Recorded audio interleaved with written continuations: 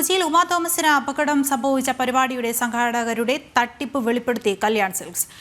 12,500 സാരികൾ സംഘാടകർക്ക് നൽകിയത് ഒന്നിന് 390 രൂപ വെച്ചാണ്. എന്നാൽ സംഘാടകർ ഈടാക്കിയത് 1,600 രൂപയെന്നും വിശദീകരണം. തങ്ങളുടെ ഉൽപ്പന്നങ്ങൾ ചൂഷണങ്ങൾക്കായി ഉപയോഗിക്കുന്നതിൽ കടുത്ത അതൃപ്തിയുണ്ടെന്ന് കല്യാൺ സിൽക്സ് മാനേജ്മെന്റ് വാർത്താക്കുറിപ്പിൽ അറിയിച്ചു. വിവരങ്ങളുമായി തൃശ്ശൂരിൽ നിന്ന് ആനന്ദ് പുതൂരുണ്ട്.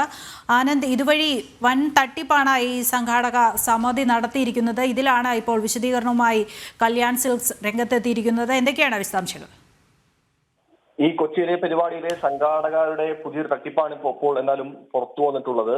അത് സാരിയുമായി ബന്ധപ്പെട്ടുകൊണ്ടാണ്. അത് കല്യാൺ സിൽക്സിന്റെ മാനേജ്മെന്റ് തന്നെയാണ് വിശദീകരണമായി ഇപ്പോൾ എത്തിയിട്ടുള്ളത്.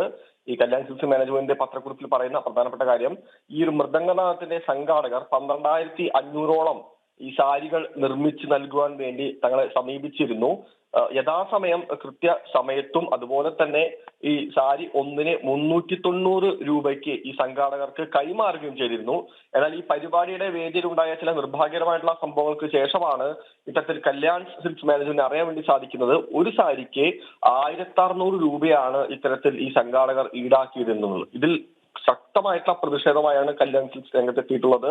സ്ഥാപനം പറയുന്നത്, ഇത്തരത്തിൽ സ്ഥാപനങ്ങളുടെ ഉൽപ്പന്നങ്ങൾ ഇത്തരം ചൂഷണങ്ങൾക്കായി ഉപയോഗിക്കുന്നതിൽ തങ്ങൾക്ക് കടുത്ത അതൃപ്തി ഉണ്ടെന്നാണ് പത്രക്കുറിപ്പിൽ കല്യാൺ സിൽക്സ് മാനേജ്മെന്റ് വ്യക്തമാക്കുന്നത്.